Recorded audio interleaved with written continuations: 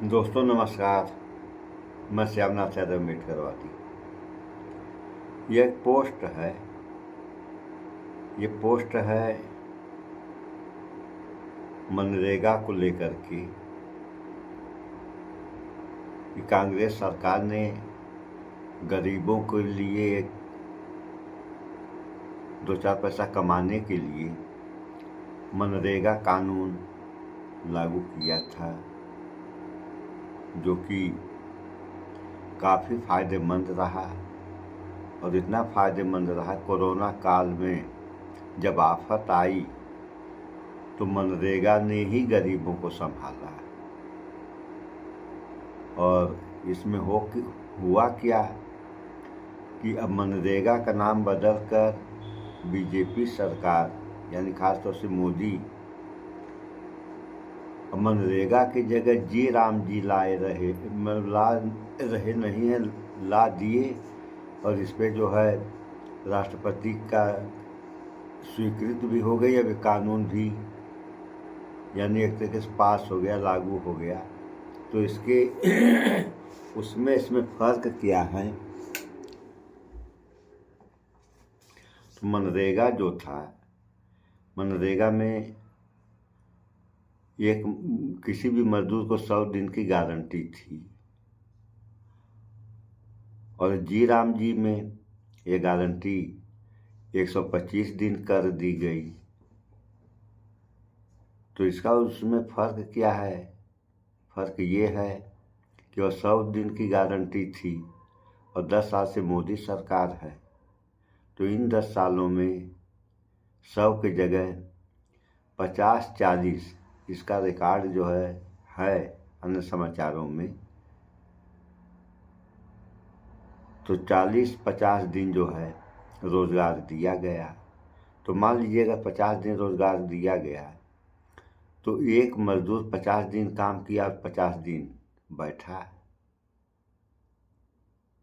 तो 100 दिन में ये 100 दिन तो दे नहीं पाए, दिए 50 दिन।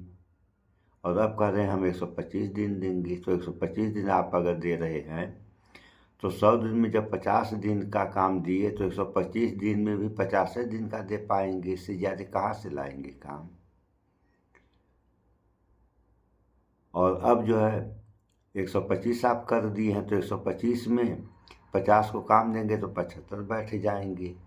तो ये भी तो आपको बताना चाहिए। और राष्ट्रपति मुर्मू जो है, ये जब दस्तखत की उस पेपर पर, तो उसमें तो ये सारी बातें लिखी रही होंगी।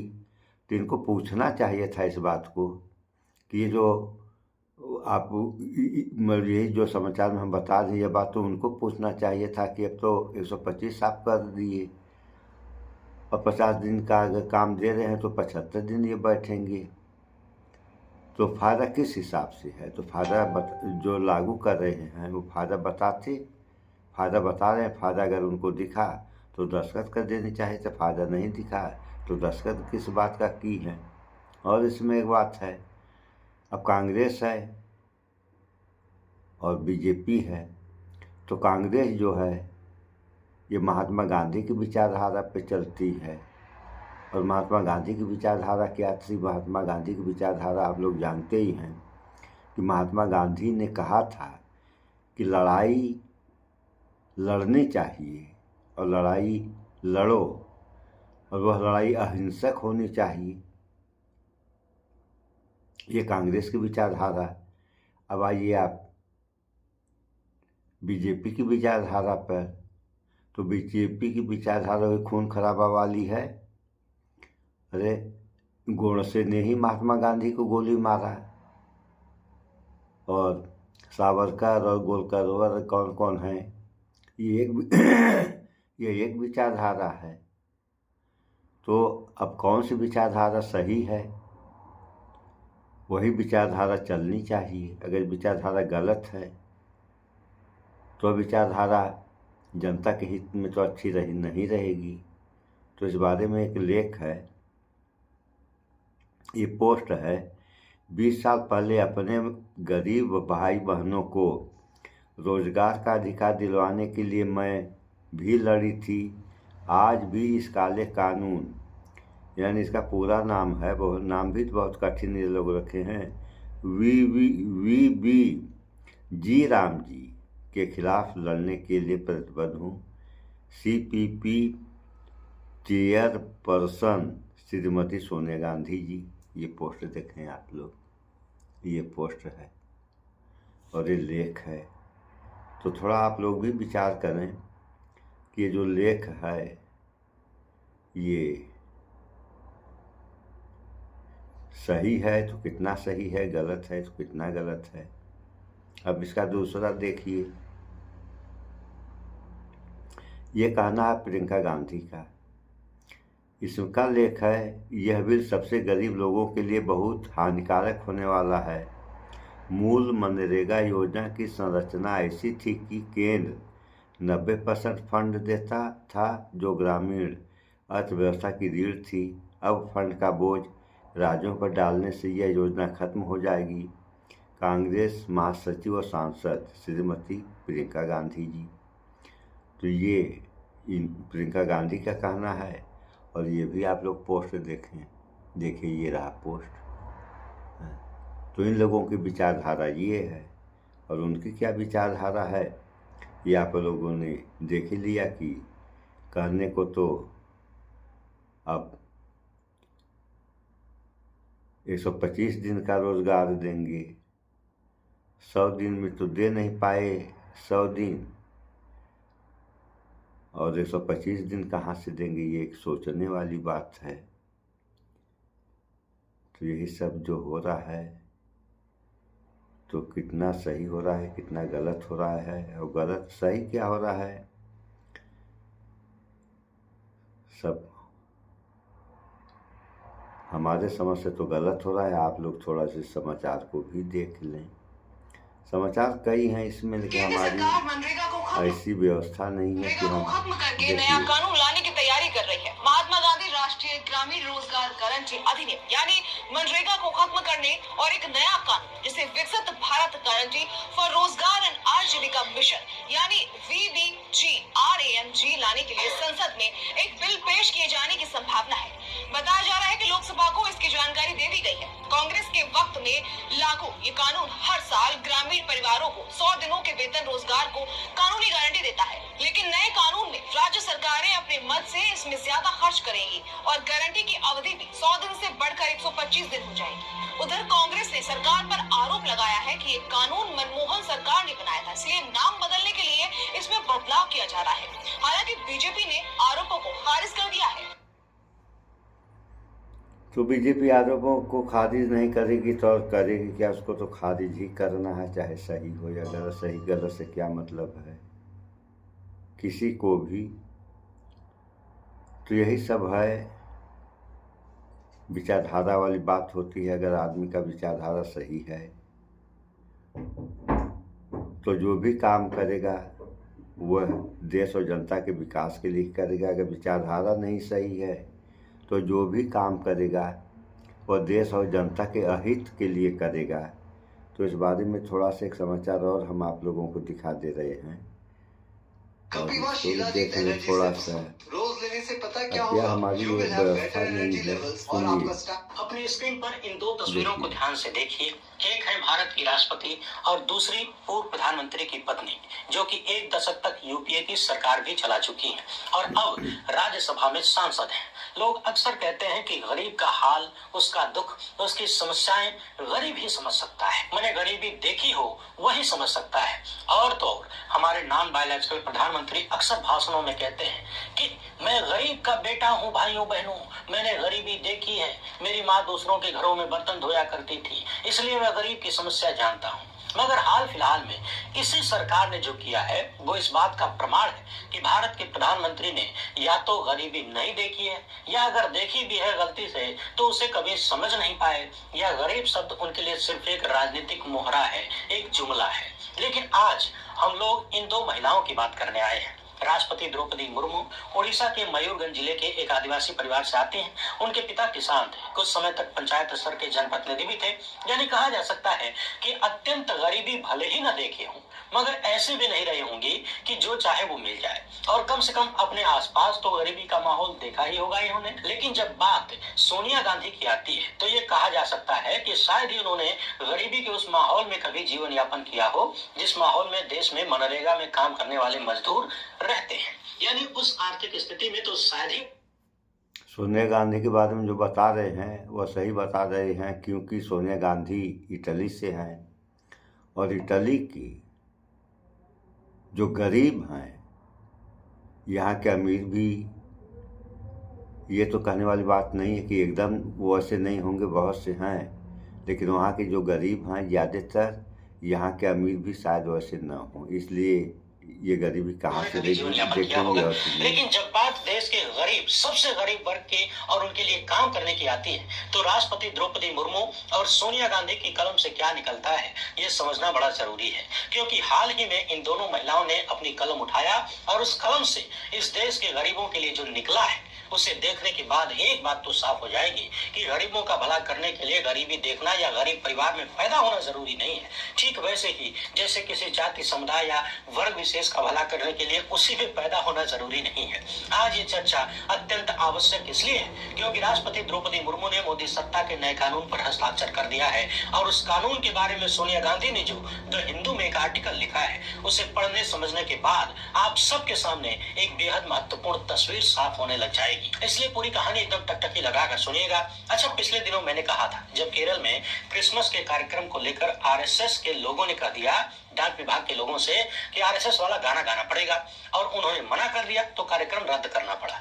मैंने कहा था कि अभी तो क्रिसमस डे आने वाला है ना, इंतजार करिए, ईसाइयों के खिलाफ भारत में कौन कौन सी घटनाएं होती हैं और अभी उसका नमूना आ गया है, वो नमूना भी देखेंगे, साथ ही साथ यूपी के रामराज्य वाली पुलिस का एक जोरदार कारनामा भी देखेंगे। और आप लोग भी माता पिता है तो सावधान हो जाइए, दादा दादी है चाहे किसी भी तरीके से रिश्तेदार हैं तो सावधान हो जाइए, क्योंकि अब यूपी में असली वाला रामराज्य आ गया है। आपके बच्चे अगर कहीं कोई गलती करेंगे तो सजा आपको मिलेगी, आपको जेल जाना पड़ सकता है, गिरफ्तारी हो सकती है, काहे कि आपने उनको बढ़िया संस्कार नहीं दिया है। ये वाला मसला भी एकदम विश्वगुरु टाइप का है। मगर उससे पहले आप सभी से एक छोटा, सोशल मीडिया पर ही किसी ने लिखा कि क्या एक बार फिर से देश के गरीबों के हक में मैडम प्रेसिडेंट अपनी कलम चलाएंगी? क्या मनरेगा की जगह जो नया कानून बनाया गया है जिसका नाम इतना टेढ़ा मेढ़ा रख दिया है कि लोग नाम भी याद नहीं कर पा रहे हैं, क्या मैडम उस कानून को मंजूरी देने से मना करेंगी? क्योंकि मसला देश के गरीबों का है, सबसे गरीबों का। और इन गरीबों में कौन है?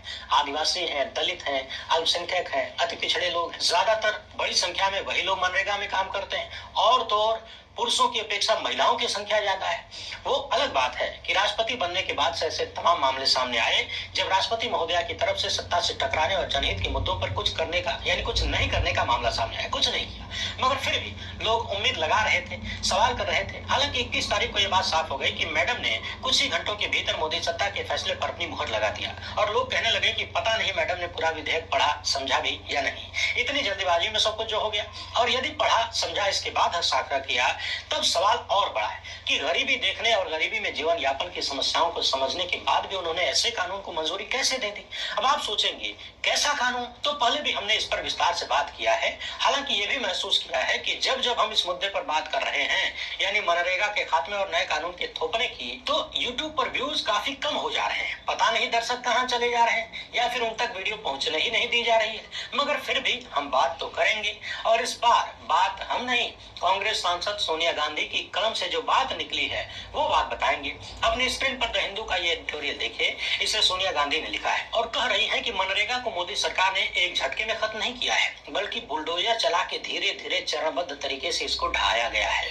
उन्होंने सीधा आरोप लगाया है कि सरकार ने बिना चर्चा, बिना परामर्श और बिना संसदीय मर्यादा और बिना केंद्र राज्य संघीय भावना को ध्यान में रखे मनरेगा की बुनियाद पर ही चोट कर दिया है। अपने लेख में इन्होंने याद दिलाया है कि कैसे साल 2005 में मनरेगा की शुरुआत हुई और ये कोई खैरात की स्कीम नहीं थी, बल्कि अधिकार आधारित कानून था जो कि संविधान के अनुच्छेद 41 की भावना से जुड़ा हुआ था, यानी लोगों को काम का अधिकार देने का कानून था। आगे कहती हैं कि हाल के दिनों में सरकार ने पहले महात्मा गांधी का नाम हटाया, लेकिन उनके हिसाब से नाम हटाना सिर्फ टिप ऑफ द आइसबर्ग है। असली खेल ये है कि मनरेगा की डिमांड बेस्ड आत्मा को ही खत्म किया जा रहा है। पहले गरीब काम मांगता था तो सरकार को काम देना ही पड़ता था, यानी कानूनी गारंटी थी, लेकिन नई व्यवस्था में सरकार ने इसी कानूनी गारंटी को ही लगभग गायब कर दिया। अब ये अधिकार कम है और ब्यूरोक्रेसी के नियम का आदेश ज्यादा बन गया है। सोनिया गांधी समझा रही हैं कि कैसे पहले जो फंडिंग थी वो मांग के हिसाब से होती थी, यानी जनता जितना ज्यादा काम मांगेगी उतना ज्यादा पैसा देना ही पड़ेगा,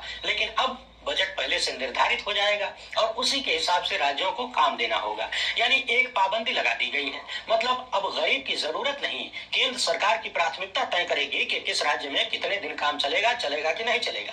सोनिया गांधी ने लिखा है कि मोदी सत्ता ने फेडरलिज्म यानी केंद्र राज्य संबंधों पर गहरा चोट किया है। सरकार ने लागत साझेदारी की व्यवस्था बदलकर राज्यों पर बोझ डाल दिया है। पहले 90-10 जैसी हिस्सेदारी थी, अब 60-40 कर दिया गया है। और इससे भी ज्यादा गंभीर बात यह है कि जो पैसा केंद्र सरकार एक बार निर्धारित कर देगी, अगर उससे ज्यादा खर्च हो रहा है यानी जनता ज्यादा काम मांग रही है तो फिर राज्यों को पूरा पैसा अपनी तरफ से देना पड़ेगा। यानी केंद्र की मोदी सरकार ने एक ऐसा सिस्टम बनाया है कि राज्य काम देने से कतराने लग जाएंगे, क्योंकि ज्यादातर राज्य पहले से ही आर्थिक दबाव में है। सोनिया गांधी साफ साफ संकेत दे रही है कि मोदी सत्ता ने इस योजना को ऐसा कर दिया धीरे धीरे कि अपने आप ये मरती रहे।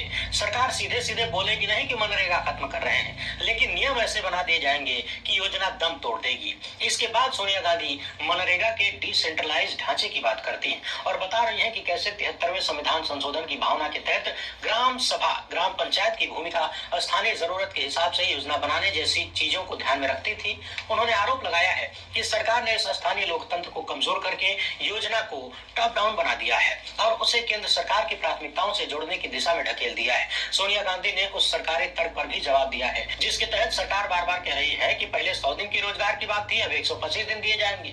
उन्होंने सवाल उठाया है कि असल मुद्दा दिन बढ़ाने का दावा नहीं, असली मुद्दा यह है कि सरकार का रिकॉर्ड मनरेगा को कमजोर करने का रहा है। बार बार इसमें तकनीकी अड़चने लगाई गई, भुगतान में देरी की गई, एक ऐसे सिस्टम में मजदूर को उलझाने का प्रयास किया गया कि वो चकरा के रह जाए, यानी वो इतना परेशान हो जाए बेचारा, इतना डिस्टर्ब हो जाए कि मनरेगा से उसका मोह भंग हो जाए। अब सोचिए, काम करने के बाद अगर महीनों तक, सालों तक पैसा नहीं मिलेगा तो मनरेगा में काम करने कौन जाएगा।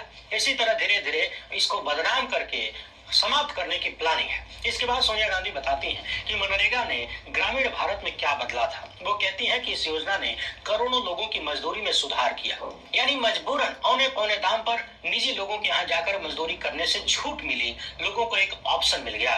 गरीब मजदूर की बातचीत की ताकत बढ़ाई, यानी वो कह सकता था कि अरे नरेगा में इतना पैसा मिल रहा है, हम आपके यहाँ कम पैसे में काम क्यों करें। उसके पास एक ऑप्शन था। मौसमी पलायन को भी इसने कम किया, ग्राम पंचायतों को मजबूत किया और सोशल ऑडिट के जरिए जवाबदेही तथा पारदर्शिता का सिस्टम तैयार किया। कोविड के दौरान जब पूरी अर्थव्यवस्था हिल गई थी, तब भी मनरेगा उन गिने चुने रस्तों में से एक था जिससे सरकार गरीब से गरीब और कमजोर से कमजोर लोगों तक पहुंच पाई। इसी संदर्भ में सोनिया गांधी चेतावनी दे रही कि अगर मनरेगा को इसी तरह ध्वस्त किया गया तो इसके विनाशकारी परिणाम ग्रामीण भारत के करोड़ों लोगों पर पड़ेंगे। इसके साथ ही सोनिया गांधी मनरेगा को अकेला केस नहीं मानती है, वो इसे संविधान और अधिकार आधारित व्यवस्था पर बड़े हमले की एक कड़ी बता रही है। उन्होंने लिखा है कि भारत में मतदान के अधिकार तक पर अभूतपूर्व हमला किया जा रहा है। सूचना का अधिकार यानी राइट टू इंफॉर्मेशन में भी इसी तरह के बदलाव करके उसे कमजोर किया गया। पर्सनल इंफॉर्मेशन जैसी अस्पष्ट चीजें जोड़कर छूट ली गई, जानकारी रोकना आसान कर दिया गया। इसके साथ ही उन्होंने शिक्षा के अधिकार पर भी चिंता जताया। न्यू एजुकेशन पॉलिसी 2020 और देश भर में प्राथमिक स्कूलों के बंद होने जैसी स्थितियों का जिक्र करके उन्होंने वन अधिकार कानून 2006 पर भी हमला करने का आरोप लगाया है। नरेंद्र मोदी की सत्ता पर आरोप लगाया है और कहा है कि फॉरेस्ट कंजर्वेशन रूल्स 2022 के जरिए ग्राम सभा की भूमिका घटाने का प्रयास मोदी सत्ता ने किया है और वन भूमि डायवर्जन आसान होने की व्यवस्था मोदी सरकार ने बनाई। नरेंद्र मोदी की सरकार पर उन्होंने भूमि अधिग्रहण के बाद सुन लिया आप लोगों ने। एक चीज और है,